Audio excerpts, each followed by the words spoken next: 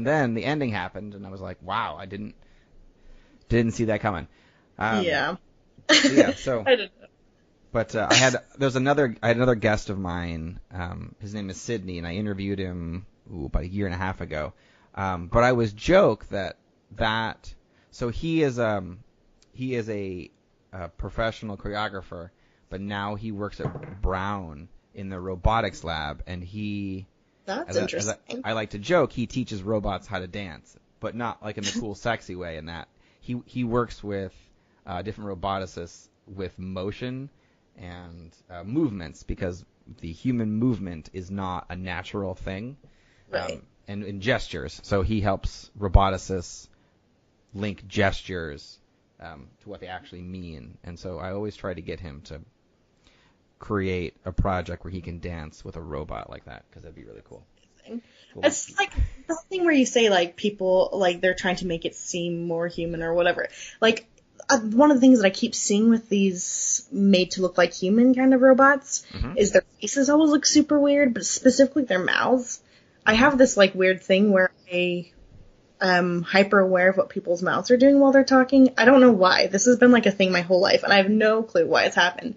But with these robots, I'm, like, watching their mouths, and there are things like their hand gestures and stuff, too, that obviously are not human at all at this point. But there's this whole other question of, like, should we make them look more human, or should we make them look a little bit not human and make their mouths look a little weird, like bad CG or something, and, like, make their hands look a little weird just so we know? Or does it matter, you know? And I, like, think about this all the time. I don't know. Oh, interesting. I haven't. So I've read recently a few articles, so not on the movie part of it, but in there was an example, I think it was like the Harvard Business Review, of a company and how they were trying to make robots a little more palatable to their workers. And so if you've ever watched a robot, like industrial robots working in full speed, it is kind of terrifying. Right. And there's no way, like, if you get in the way of them, they will not stop for you, and they will just go through you. Right. So the collaborative robots this company was working with, they actually put eyes on the face of the robot, and they weren't there for anything other than aesthetics. And part of the reason was so that the humans working with the collaborative robot knew where the robot was looking and where it was going to go next. So it was like they very much use the expression of the eyes of the windows to the soul type of thing for these robots, because when humans were looking at them and watching them, they knew the gestures and the movements were going to happen next based off of where the robot was looking. That's so interesting. Yeah. I mean, it's a little... I mean, creepy's a little bit over... Like, too strong of a word is creepy, but it's a little creepy, honestly. But I understand the function. Yeah. I don't know. It is. And working... So where I work also, there's a lot of robots. They're robot arms, not necessarily robot, like, they're in their entirety, and it's... Right. I'm waiting for those times when we have some more faces on robots, because I think it'll make them more fun to hang out with. I think it's more fun, but I also think it's more... I mean, I say terrifying, but I'm excited about it. But I recognize that there's a fear factor for a lot of people there as well, you know? Oh, yeah. Now, these things could still easily go through you, but, at least they'll have a smile on their face when they do it. That doesn't really make it better. It's like, I think that makes it more creepy. Yeah, just, slightly. So, so in the things that you've done, which have been very interesting, there's something that kind of struck me, and that was the very beginning of our conversation, where you talked about in high school how you were more of an introverted person, but you forced yourself to kind of get out of that. Right. So that process, were there like books you were reading, or classes, or anything that you were learning about that, or what did you do to make the act of putting yourself out there a little more palatable and less terrifying? I think there were a couple things. So there wasn't a lot of, there wasn't a self-help book or something that helped me get there. One thing, and this is going to sound creepy coming up again, but I think TV helped me a lot, because I have a really hard time reading people and like reading their expressions and their emotions. And I think that was something that made me really shy because I was afraid that I was going to say the wrong thing and not be aware of it. Mm-hmm. But I watched a lot of TV growing up and then watched a lot more TV in high school. And I transitioned from watching these animated shows to things with real people and became hyper aware of, like I said, I know I watch people's mouths, but I don't watch their face as a whole. And so watching a lot of TV, I think, taught me to anticipate what people were going to say and do. Which, again, this sounds very creepy that I learned this from just watching TV shows, but I think it helped me a lot as far as gaining the confidence of knowing what people were going to do next and going to say next and how they were reacting. Watching a character react and be upset at something taught me that, like, oh, this is what someone being upset looks like. Mm-hmm. And so I think that, as a whole, TV watching experience really helped me feel more confident to talk to people and get out of my shell and all that stuff. I also had a couple of really, really good friends that I've known since I was like a baby, pretty much. We grew up together, a couple streets away from each other. Still my very best friends to this day. And one of them was super outgoing, and one of them was medium outgoing, and then there was me on the total other end of the spectrum. But they really, really encouraged me to try to talk to other people, and they would always introduce me to their friends and take me to their parties and all this stuff. And, like, on one level, they were forced to be friends with me because we were kids that grew up together and our parents knew each other. Mm-hmm. But, so, there's something, I think that builds confidence in knowing that people choose to stick with you. So when I was in high school, that I still had the same people that chose to be in my life when our parents weren't still forcing us to be friends was something that gave me a lot more confidence. And then the last thing, as I mentioned, most of my really good friends in school were from things like orchestra. Mm-hmm. And like I mentioned, I started kind of late for where a lot of people that were going to be at the front of the sections were.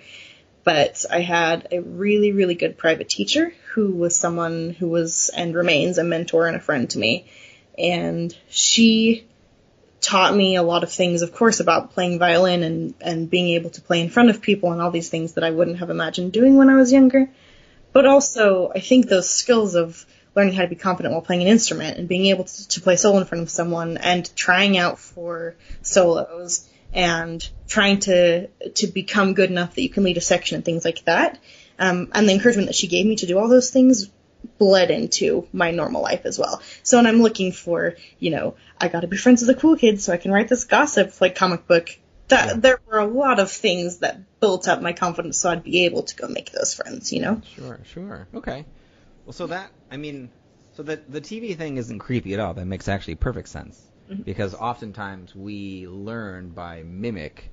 Right. And what you were doing was watching these trained actors whose mm-hmm. job it is to, express emotion physically, and you were learning how they did it and then mimicking them. That makes perfect sense, actually. That's very validating. You're very welcome. I did go to school for theater, so okay. I see great value in especially in that part, and I spent a lot of time with some very smart actors and watched them kind of hone characters out of nothing, which is absolutely, to watch someone who's very talented at that do that is quite fascinating. Were there particular characters on TV shows that you felt helped you the most? I don't even think it was just one specific character. Like, as I've gotten into adult life, I feel like there are characters that have helped me more in recent years that I can pick out, here's this specific person or this specific show or whatever. But when I was younger, I think it was just a combination of a lot of shows, because like I said, I was watching a ton of TV for a few years of my life, partially due to the fact that I didn't have a super robust social life for a little while. I think watching all of those helped a lot. Sure. The whole combination. Sure. Okay. Well, it's good to know. Yeah. So in what you've done so far and what you've accomplished so far, what would you say has been the best advice you've ever received? I had someone tell me once that the most important thing you can do is find mentors and making sure that you have people that are not your family that are invested in you and helping you develop, and that not even necessarily involved in the career field you want to be in or whatever, but just someone who's willing to help you build skills, build relationships, build confidence in your ability and all that. And I took that to heart.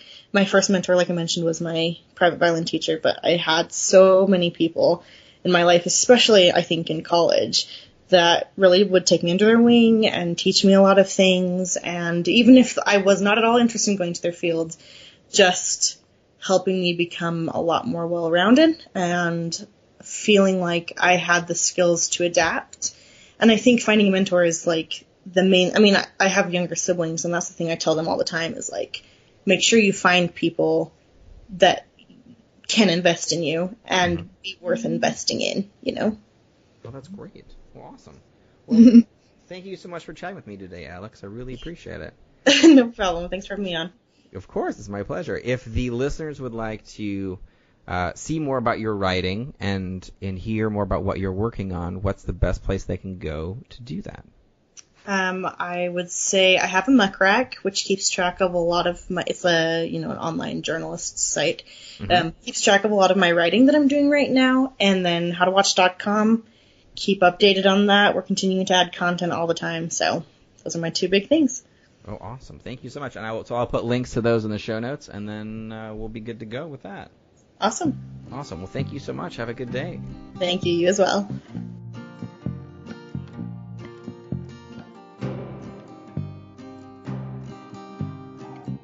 Thank you for listening to another episode of the Advance Your Art podcast. If you like this episode, please go into iTunes and give us a 5-star rating. And while you're there, hit the subscribe button so that every single time I release a new episode, it will go directly to you without even thinking about it.